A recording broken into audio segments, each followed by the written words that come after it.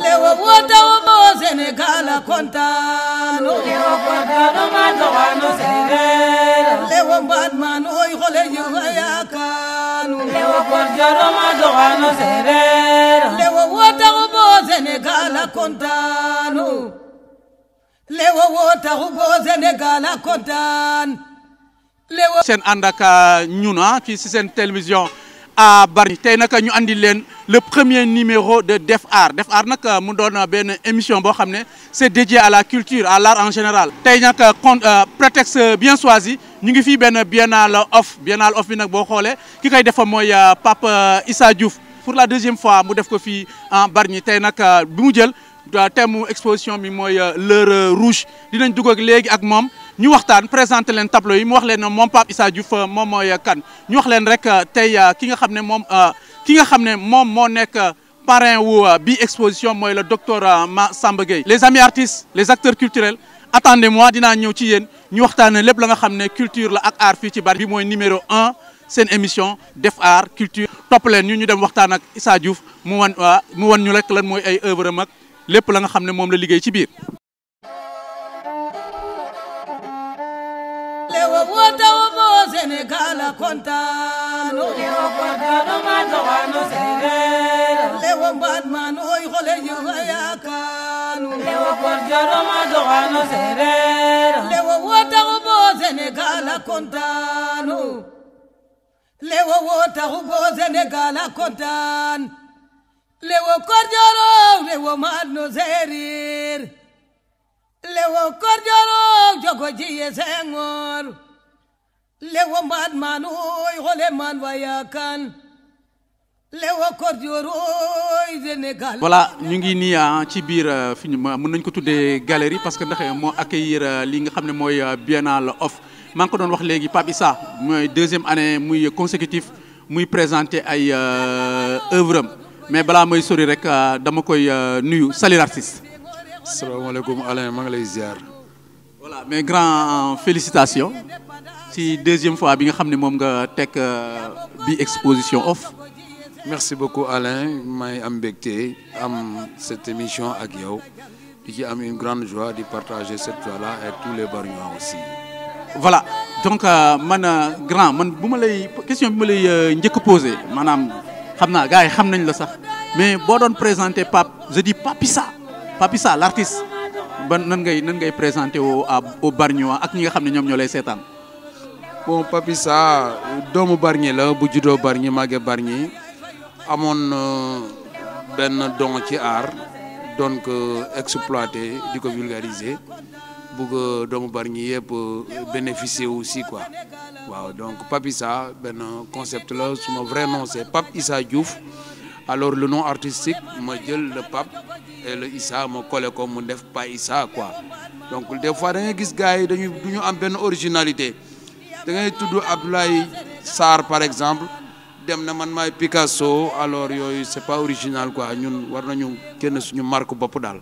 oui parce que moi aussi moi je vois bien que aussi Pape Issa ça colle bien c'est original et tout mais quand même yaa ngi koy wax léegi benn don est-ce que mën nga ñu wax au fait.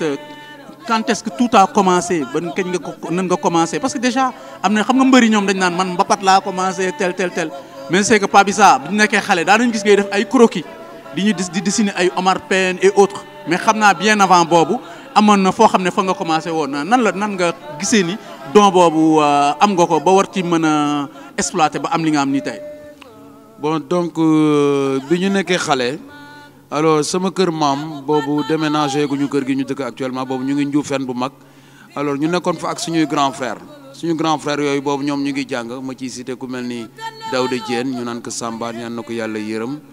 alors moom yàlla da ko mayoon alors j'étais passionné li mu daan def toujours dama doon toog ci wetam quoi alors foofu la ma affaire bi dikkale ak ñoom Pam Ndoy yàlla mayoon leen ci wàllu calligraphie ñu mayoon leen ci wàllu loxo daal lu ñuy bind ak lu ñuy dessiner alors man ma intéressé wu ci loolu foofu la affaire yëpp commencé quoi njégi nag mu mel ni loo xam ne lii alors dañ ma koy sol rek muy ñëw daal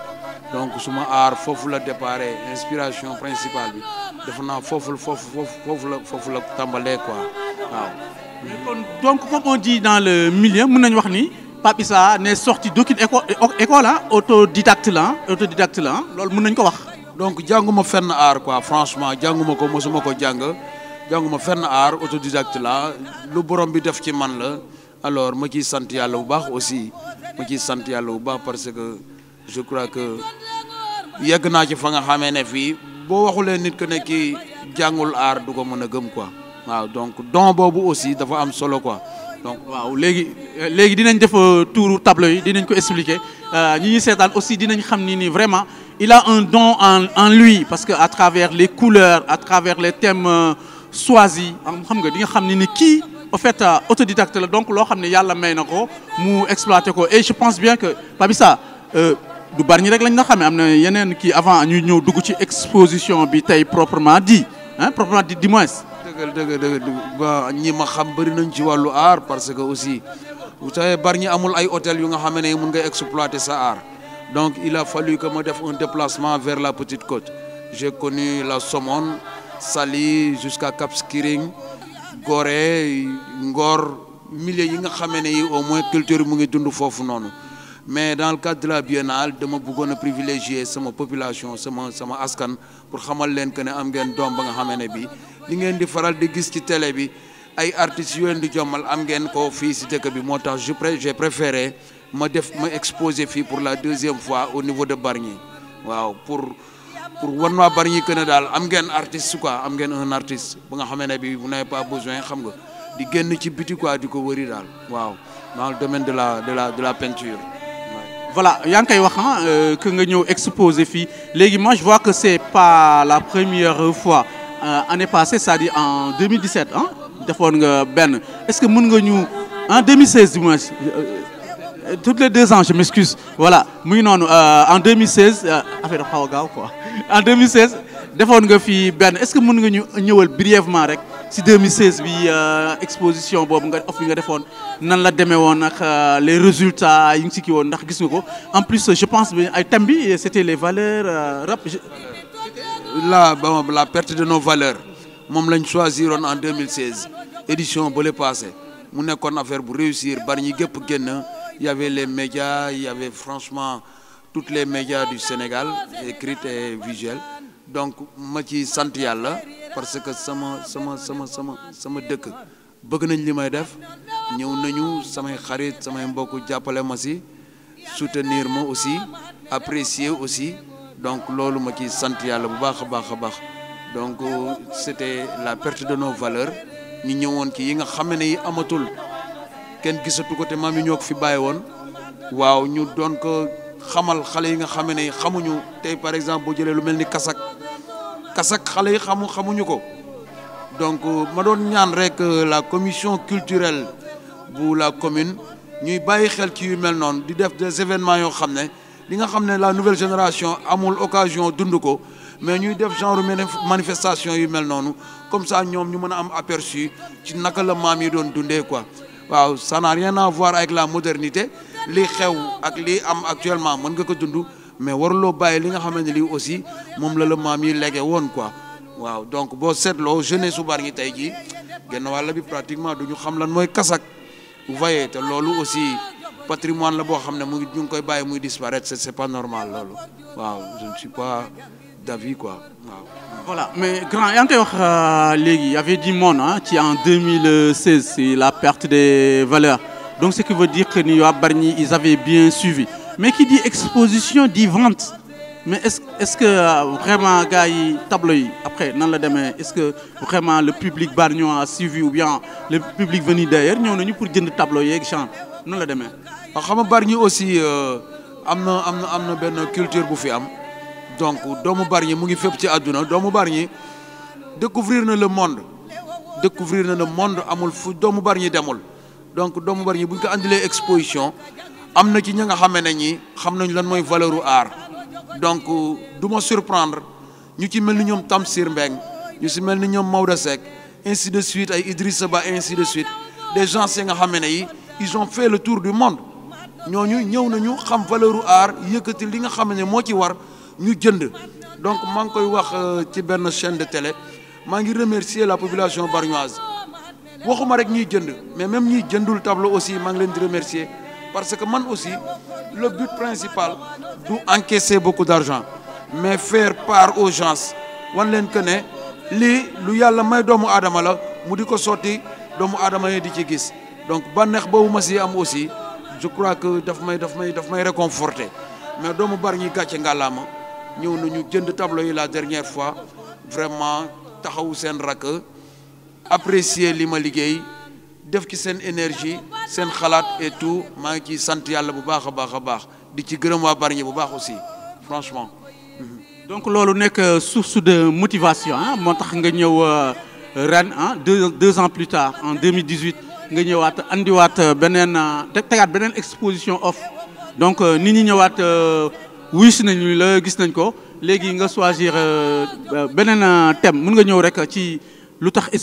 exposition bi le thème choisi et autres ak docteur Massamba Gueye bi nga xam ni moom nga jël rek def ko le parrain de cette manifestation.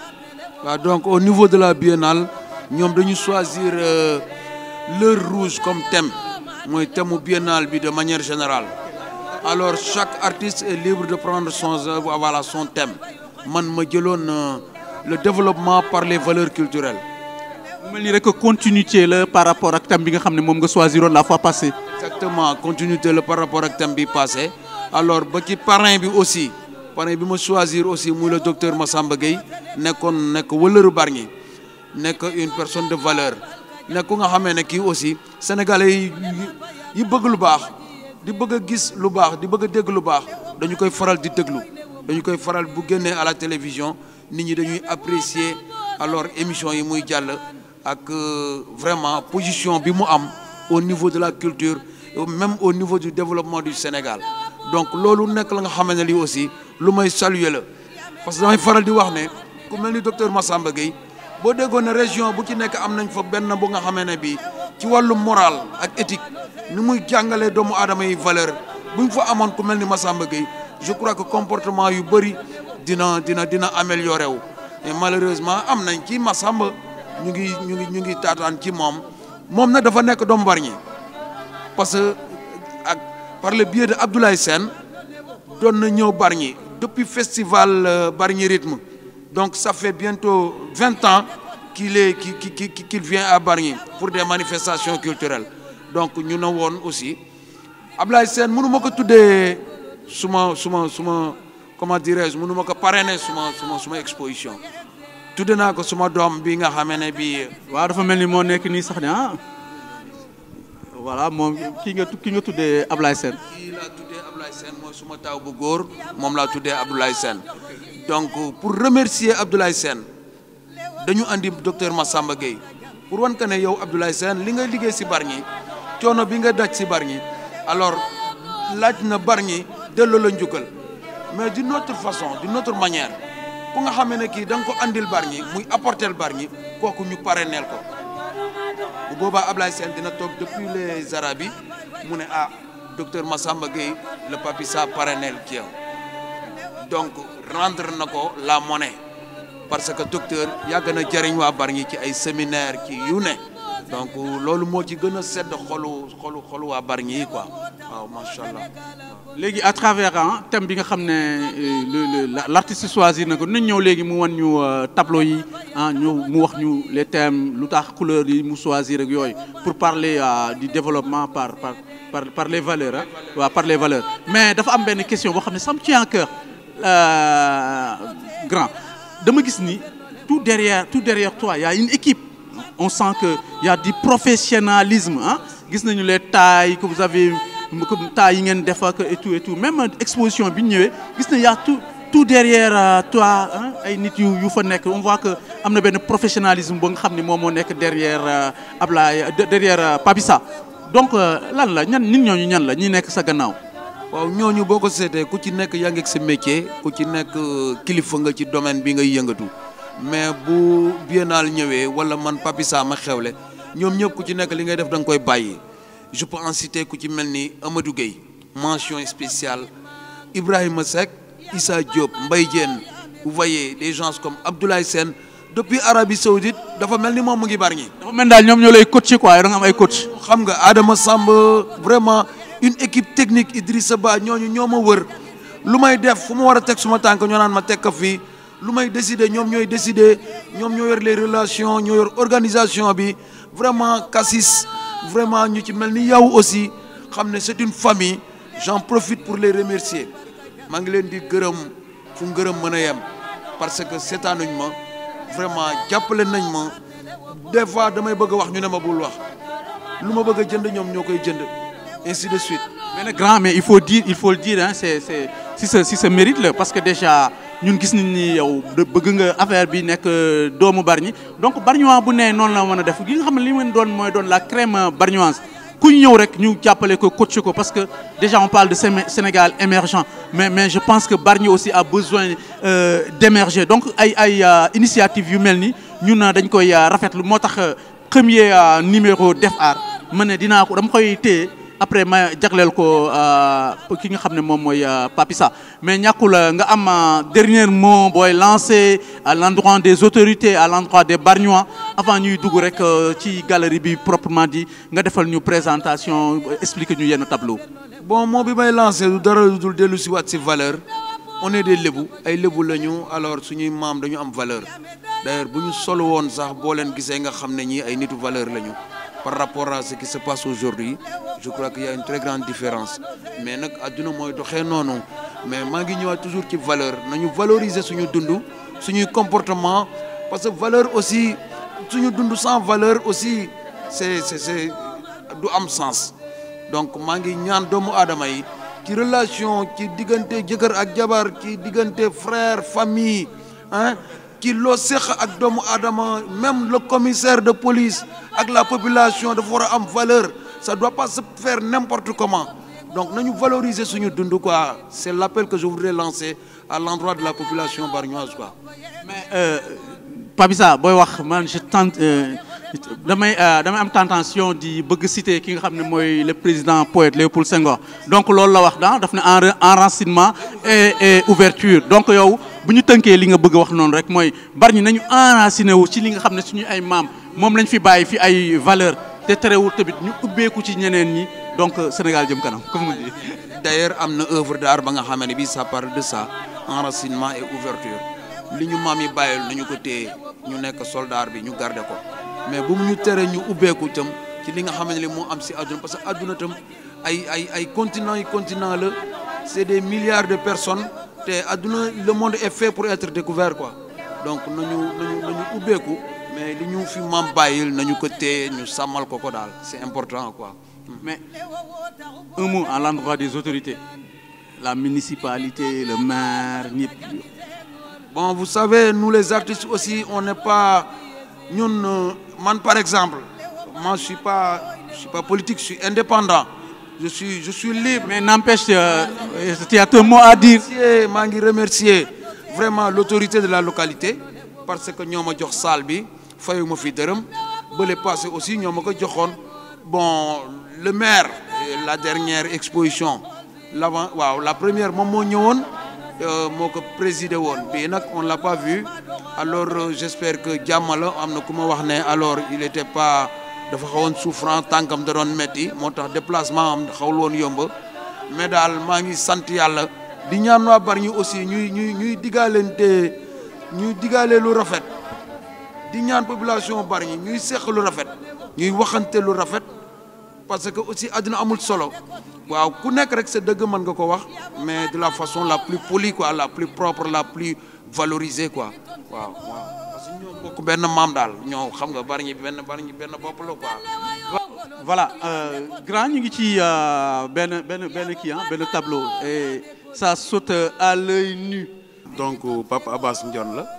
moom laa def en reproduction nii avec son sourire vraiment la beauté de son sourire ma ci rendre hommage di ci rendre honneur sama benn xarit bu nga xamee ne bii alors on a tout partagé bi yàlla moo ñu boole bi ñu nekkee xale muy Abass d'ailleurs loolu moo tax tableau bi tuddeew binduma ci nom bi Abass Ndione mais maa ngi def tout simplement Abass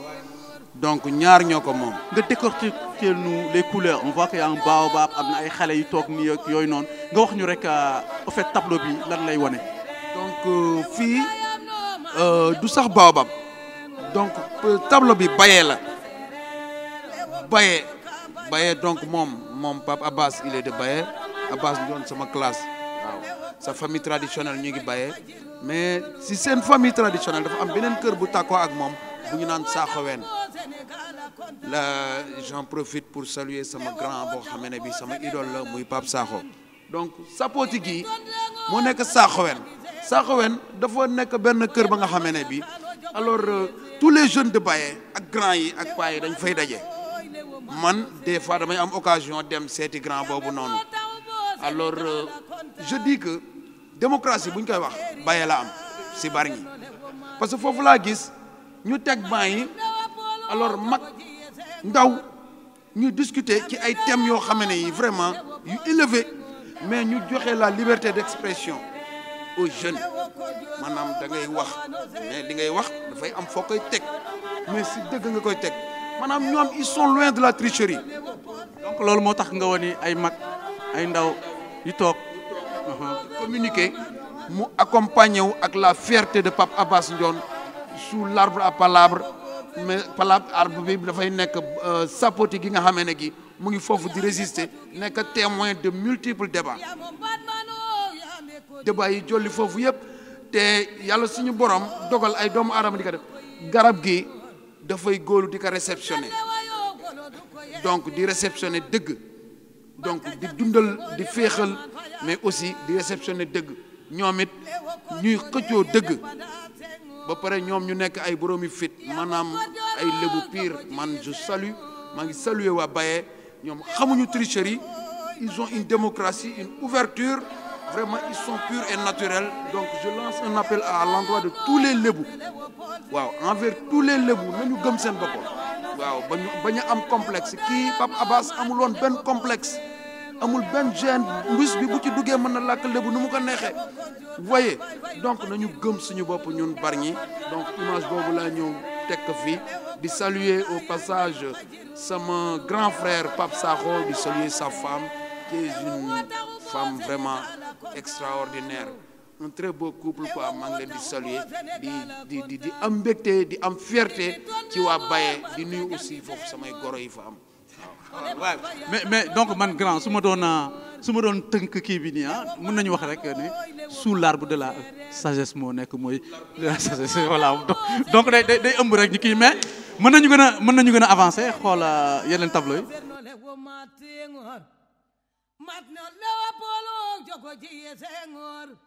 beneen tableau ñu ni ci beneen tableau dañuy bàyyi rek yow nga présenter ñu ko wax ñu benn technique nga utiliser parce que on voit qu'il y a beaucoup de couleurs mais rek dama lay bàyyi nga commenter ma en fait. donc bii ñoo ngi ci le panier de la ménagère da nga koy gis ni mu nekk un fond rouge mu nekk tàngoor la chaleur pour jigéen ñi nekk ci waañ bi di sonn pour servir doomu aadama yi pour ñu mën a lekk donc mais boo diviser tableau bi en deux parties da nga gis na am na benn côté ba nga xamee ne bii ñii ils se plaignent pas parce que am na benn genre coof boo xam ne alors bopp bi coof la mais boo demee ba ci fii ci suuf loxo la boo xam ne dafa téye benn pañe ndugg vous voyez na beneen femme bu yor calebasse aussi di jëm marché parce que kooku am na lu mu yóbbu marché quoi vous voyez ba pare ndugam fees na ñoom ñàkkuñu lu ñu taalee ñàkkuñu vraiment lu ñu añee ba pañe baa ngi fees bay tuuru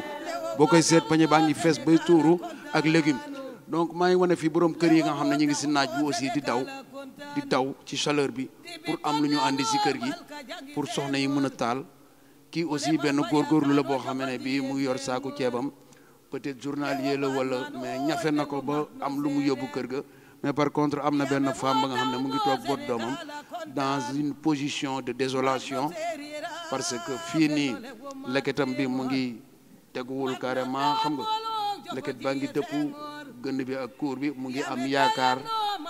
di am lu mu taalale njabootam mais yàlla joxagu ko fi mu toll nii c'est juste pour montrer que ne àdduna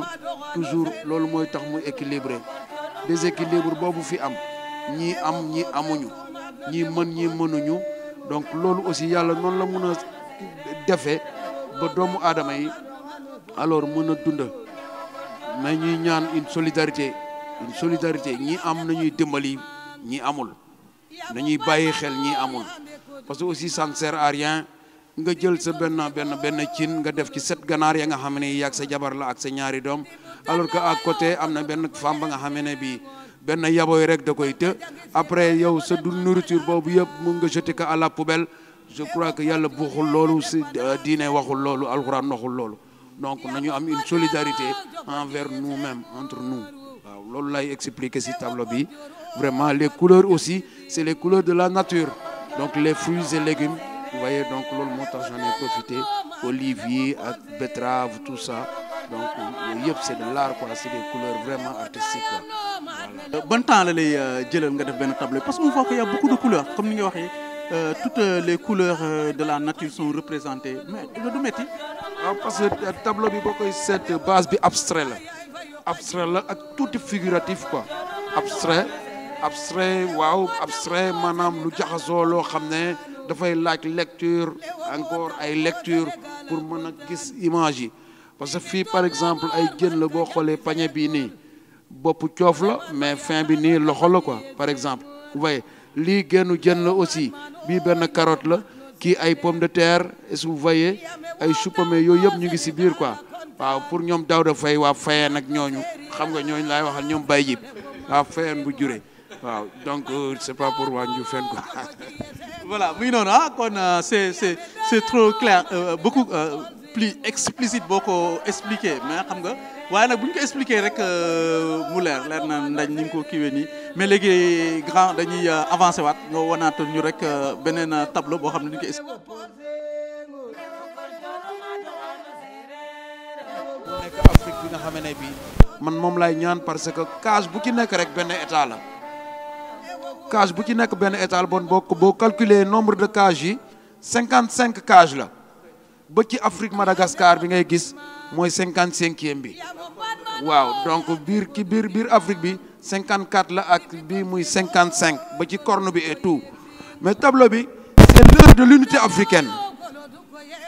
heure unité africaine donc moo représenté benn montre la boo xam ne yaa ngi gis les secondes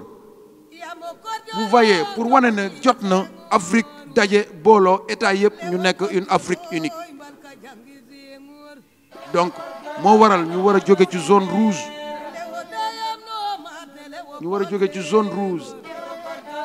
war a dem vers le développement l'espoir vous voyez donc loolu laa bëgg a expliquer fii ci tableau bi di li ma gën a neex ci tableau bi mooy alors lumière bi nga xam ne bi moom la cage di dégager ak les couleurs d'Afrique ñun nag malheureusement xam naa ne lii du ma ko fekkee mais c'est une façon de contribuer de donner ma participation pour l'unité africaine parce que lii peut-être suñuy doom ñoom ñoo tax ñuy xeex donc ku ne ci ñun war nga joxe sa participation pour que Afrique mën a booloo nekk benn man nag maa tànn lii mu nekk sama participation pour l'unité africaine parce que suba suñuy doom ak suñuy sët suñuy jarbaat ñun duñu ko fekkee man je sais que du ma fekke unité africaine du ma ko fekkee mais jot na pour que Afrique booloo parce que continent yëpp ñu ngi booloo nekk benn pour am doole continent yu adduna bi yëpp booloo nañu nag jànnoog Afrique di ko piller di ko torturer di ko exploiter di jël ressource am di jël xam-xamam di jël dooleem tous les continents du monde ñu ngi def assaut vers l'Afrique te Afrique moo leen di dundal Afrique moo leen yor Afrique mooy la lumière le berceau de l'humanité boo xoolee les asiatiques chinois yi daw nañu jubal ci Afrique européens yi ñu ngi xëccoog ñoom Afrique américains yi ñu ngi xëccoog ñoom Afrique donc nous les Africains nous avons le devoir et le droit de nous unir pour faire un seul continent un seul pays ñu mën a am doole ñu liggéey suñu Afrique ñu am suñu taxawaay ba tubaab bi bu taxawee na ma lii laa looy jaayee lii ci man lay des ma jënd wala ma bañ a jënd bu boobaa man it lu ma yor dinaa ko ne lii laa la koy jaayee parce que yàgg Afrique la ñuy mujjee day yàgg rek mais Afrique la ñuy mujjee suñu suuf moo gën seen suuf ñoo leen ëpp énergie parce que soleil bi fii la dominer donc ñun africain nañu daje ñu booloo ñu gëm suñu continent alors maa ngi lancer un appel aux chefs d'État africains. Ils n'ont qu'à œuvrer dans ce sens.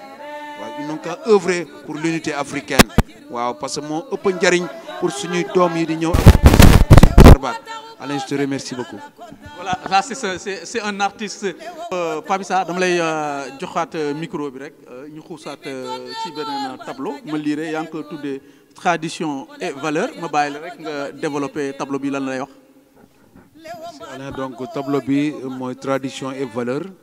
Tradition et valeur boo ko gisee nii ñetti jigéen la yoo xam ne ku ci nekk dafa mel ni du ma wax jaayu quoi mais yaa ngi def une démonstration wane élégance des tissus africains. Donc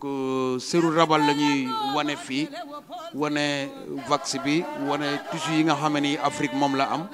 avec toutes ces couleurs parce que ñoom ñoo ko bañ ba dañu ne les couleurs d'Afrique. Afrique dafa am ay couleurs am et que c'est normal. Tout simplement parce que on dit qu'il n'y a couleur que quand il y a lumière et que Afrique moo ëpp lumière ci planète yi ci continent yi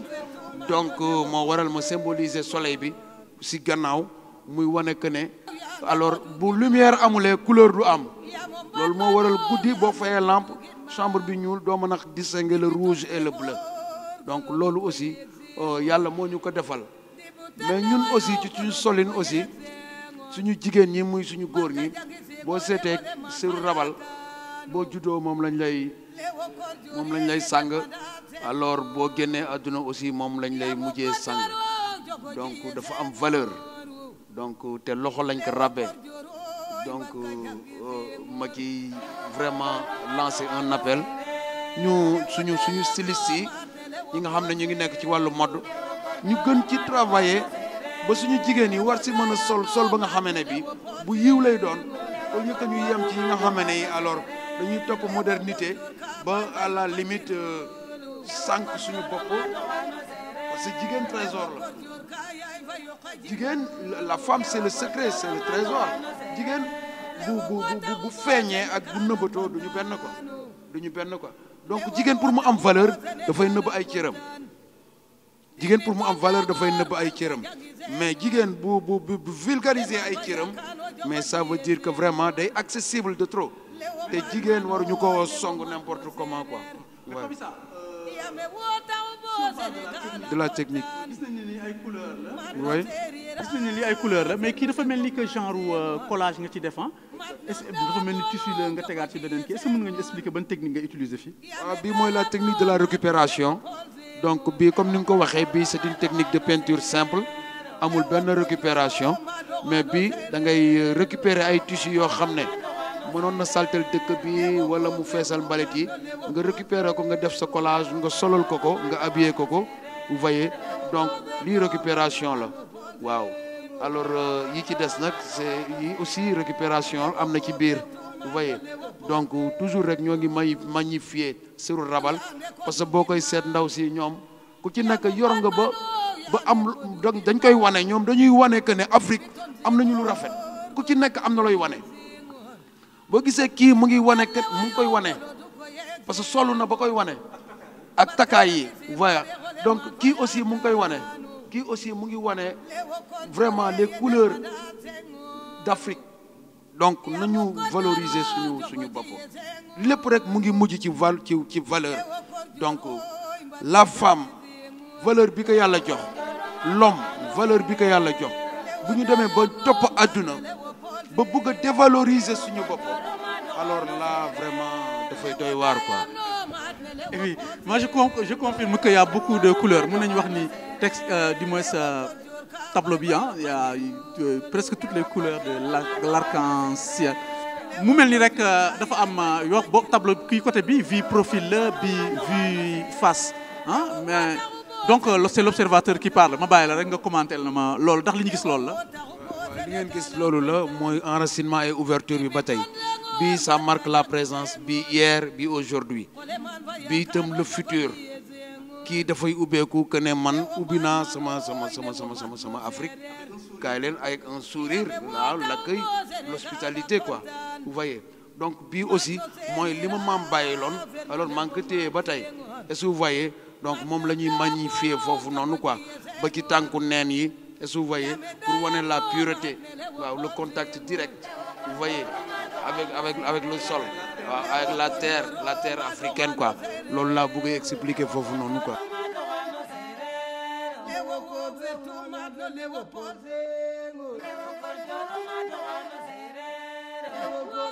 waaw ma clair na mais dafa mel ni Pabissa da ngay rendre hommage à la femme parce que fi mu ne nii maa ngi gisaat beneen tableau mais boo xoolee ni nga ko intitulé mooy femme dynamique donc ñu mu wane benn car buy dem ak toute un groupe de femmes derrière ma bàyyi la rek femme dynamique nga commenté ko. donc femme dynamique mooy moom laa présenté fii boo koy seet man maa ngi dëkk ci boori tali bi alors damay nekk en contact toujours ak ñoom damay des fois da ngay circuler ngay jaar ci seen activités yi ñoom fi ñu nekk garage donc vraiment mu nekk loo xam ne aussi dafay day daw suma yaram bu ma gisee jigéen mu mënoon a def leneen mu mënoon a dem alors defi leneen lu yées mais mu gëm boppam wut ay bidon ndox di jaay ay fruits clémentine ay nen vraiment diversifier ay produits mu ci sacrifié wu di jaay te jaayul ngoram mu rester dans sa dignité loolu daf may touché ma rendre leen hommage boo koy seet ci biir tableau bi am na si benn jigéen ba nga xam ne ak risque bi yëpp mu ngi boot doom mais jaay na ba ñu sànni ko xaalis bi muy daw di sëgg di ko for ak risque bi yëpp donc ce qui veut dire que ne ñii am nañu dignité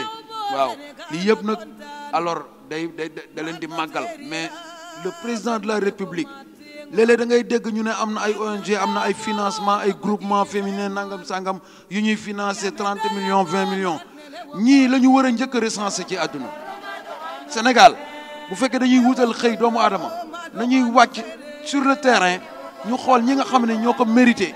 ñu recenser leen suba bu ñuy séddale ñoom ñu ñekk si bokk si ñi nga xam ne ñoom la ñuy njëkk a tableau yi bëri na lool là on était dans la salle annexe fi mu nekk dañuy génn ci biti mais Pabissa ñaata tableau nga exposé. bon exposé na 25 tableaux yoo xam ne vraiment bu ci nekk am na lu muy tekki quoi waaw. léegi nag ñu ngi avancé et je vois de loin que yaa ngi def plan Sénégal éducation je pense que tableau bi nii on va parler d'éducation. exactement waaw tableau bi on va parler d'éducation. mais ma bàyyi la rek nga commenter ma ko comme ni ñu defoon ni ñu nekkee ci biir salle bi ah. ok d'accord merci Alain merci beaucoup donc tableau bi mooy plan Sénégal éducation boo seetee tableau bi ñetti camp la donc il y a le plan il y a le Sénégal il y a l'éducation comme PSE waaw mais bi plan Sénégal éducation parce que il se trouve que nous sommes dans une situation boo xam ne bii bu xaw a doy waar actuelle waaw critique il faut pas avoir peur du mot une situation très critique donc ay doléances xëccoo déposé woon nañu daaw suñu doléance yi daaw yi réglé wu leen ko indemnité de logement ainsi de suite je suis entièrement d'accord avec ces gens-là parce que ñii ñëpp dañu jàng te jamono yi ñii di jàng privé bëriwul woon donc gouvernement Sénégal moo jàngal ñi ñëpp donc je voudrais que ñoom ñu fay naar bi xoromam waaw nañu trouver des solutions ñii moyens yi ñii di laaj nañ leen ko jox parce que réew mënul développer sans xam-xam te ñii ñooy def ci doom yi suñu doom yi ak suñu jarbaat yi xam-xam ñii ñoo def ci ñi xam-xam ba ñu xëy nekk ministre ak président de la République bon nañu mettre les enseignants dans d'excellentes conditions les enseignants aussi nañu bàyyi xel que ne waruñu sacrifier njàngu xale yi waruñu sacrifier njàngu xale yi donc nañ ci bàyyi xel bu baax donc ñoom loolu man en tant que artiste loolu moo ma metti le fait que enseignants yi ak gouvernement bi taxaw di xëccoo taxaw bloqué njàng mi ñoom ñëpp ñu taxaw ci kaw livre yi xale yi di jooy pour jàngi nous voulons apprendre nous voulons étudier loolu vraiment lu ñaaw la ci image du Sénégal quoi waaw loolu laa doon expliquer ci tableau boobu. voilà mais nga ñëw rek ci côté couleur on va que le jaune est bien utilisé et autres waaye nag damay kii nii rek ma bàyyi yow l'artiste nga wax ñu. waaw le jaune c'est la puissance c'est l'or c'est l'espoir aussi c'est la lumière njàng moo yorum réew moo waral zone bi accès wu ci digg bi ak lumière bi reflet blanc yi donc loolu moom laa bëgg a expliquer fii waaw donc boo gisee ñii seeni kanam moo gën a leer ñii seeni kanam moo gën a ñagas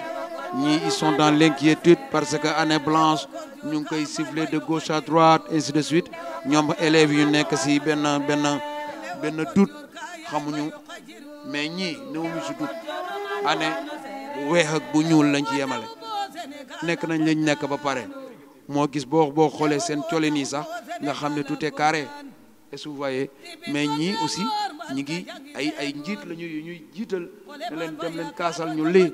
problème mu dëkkuwaay problème mu matériel est-ce que vous voyez problème mu alors droit et tout ça moo waral tableau bi nekk 3 camps waaw mais camp bi daal mooy le camp de la noblesse quoi waaw mooy l'espoir quoi voilà. mu ngi noonu ah c'est l'engagement d'un artiste hein il a dit il a parlé de l'éducation te mu nekk boo xam ne c'est un sujet de l'heure hein donc Pape Issa dañuy avancer dem vers la sortie mu nekk le tableau numéro 1 et on parle de connexion donc moom nga représenté fii gis nañ ko à lire le tableau gis nañ lu bëri loo xam ni représenté na ko ah mais dañ lay bàyyi rek comme tu avais fait avec les autres tableaux nga ñëw expliquer ñu technique bi la couleur et aussi lan nga bëgg a wax boo waxee fii connexion. bon fii déconnecté yaa ngi connecté boo gisee ay nit yu bëri lañ ko ci nekk yaa ngi ci sa programme kii mu ngi ci internet am kii mu ngi ci musique am y a une dame bu nga xamee ne bi elle est en communication y a une fille ba nga xamee ne bi mu ngi Snap seen affaire yooyu xam nga la liberté de l'artiste voilà donc des fois c'est un peu exagéré mais on a besoin de communiquer pour montrer aux gens l'actualité quoi voilà déconnexion voilà ak jeu de mots bi déconnexion donc kii aussi mag la mu kalaf la mais mu ngi Snap mooy mag ñu sàggan ñi nga xam ne internet bi léeg-léeg mu xawle na emporté il y a toujours la communication ñi téye seen téléphone di communiquer mais dès avec beaucoup de fil kii mu ngi jekkal micro pour mën a wax mais li may expliquer foofu mooy internet am na un côté positif am na un côté négatif am na un côté positif parce que di nga si mën a jàng xam-xam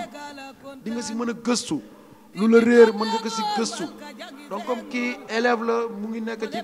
par exemple classe d'examen mu ngi jàng mu ngi gëstu concentré wu par contre kii léppam musique la mu ngi tëj nopp yi déconnecté na et pourtant moom dafa connecté mais mu ngi déconnecté ak monde réel bi parce que mu ngi toog ci seen digg kër mais nit a ngi romb di ko nuyu du ko fay dafa connecté mais mu ngi déconnecté ak le monde ak seen waa kër mu ngi déconnecté ak son papa mu ngi déconnecté ak gan gi dugg ci biir kër gi mu ngi vraiment déconnecté ak le monde réel bi nga xam ne moo ko wër mais mu ngi en connexion ak une personne ba nga xam ne bii mu ngi à Grenoble wala Rome wala un peu quelque part dans le monde kooku la connecté mais mu déconnecté ak le monde qui l'entoure donc c'est un appel que je lance waaw doomu aadama yi nañu tubaab bi lu mu ñu andil rek ñu jël lépp nañuy segg li ñuy jël sinon dinañ dem ba alors bu ñu defulee ndànk mala yi sax ñoo ñuy tane daal te loolu musibam naaru laay la quoi waaw moo tax may lancer un appel suñu doom yi suñu jarbaat yi ba ci ñun suñu génération yi ñu xoolaat ak internet ñu xool li ci positif li ci négatif ñu teg ko fële internet mën nga si jàng diine mën nga si jàng aaya loo ko laaj ci wàllu alquran mu andil la ko nga jàng ko si donc am na un côté positif mais côté négatif bi moo ëpp téeméeri junni yoon loolu il faut avoir le courage de le dire côté négatif li muy yàq moo ëpp junni yoon li muy defar donc il faut savoir l'utiliser merci beaucoup Alain merci. voilà ah loolu moo nekkoon donc dernière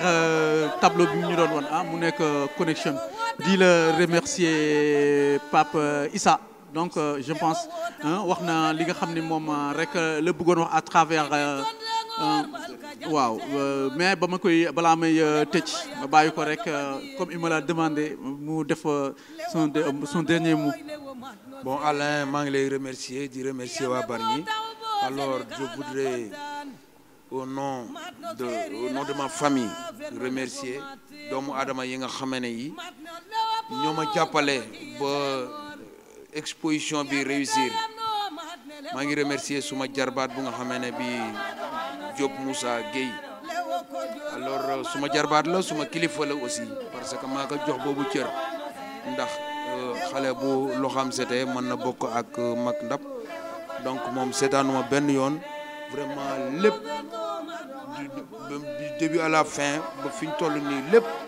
moom il s'est sacrifié di ci def alalam di ci def tempsam di ci def léppam léeg-léeg ma xool ko yërëm ko alors pourtant mu ngi am liggéeyu boppam mais mu ngi sacrifié wu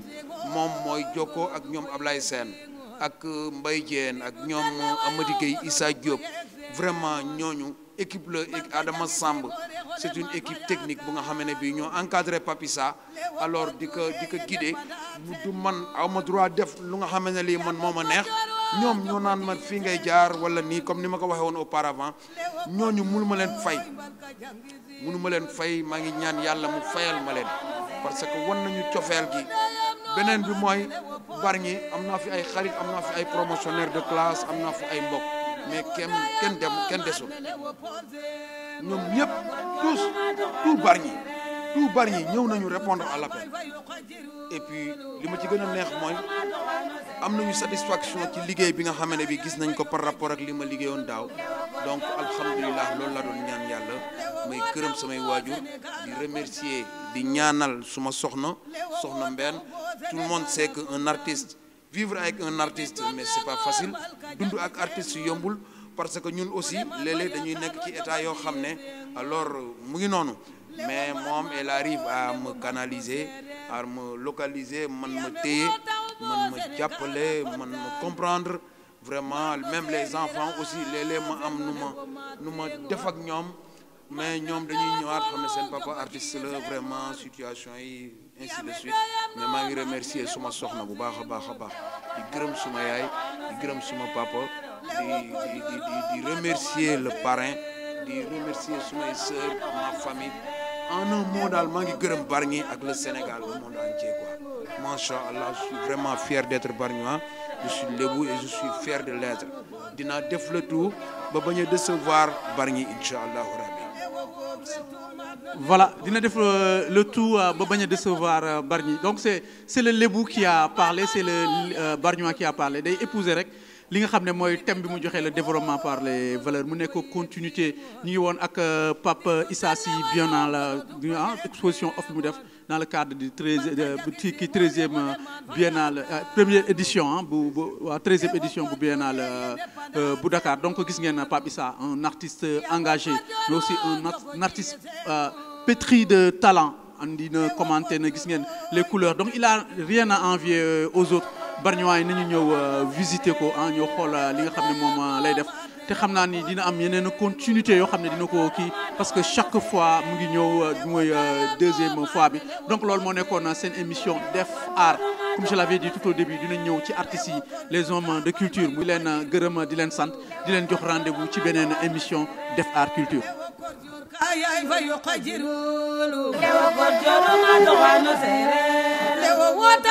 Sénégal kontaan lewo wota bo Sénégal kontaan dibi tonde ngor malka jangi zengor kole man vaya kano jogo ji zengor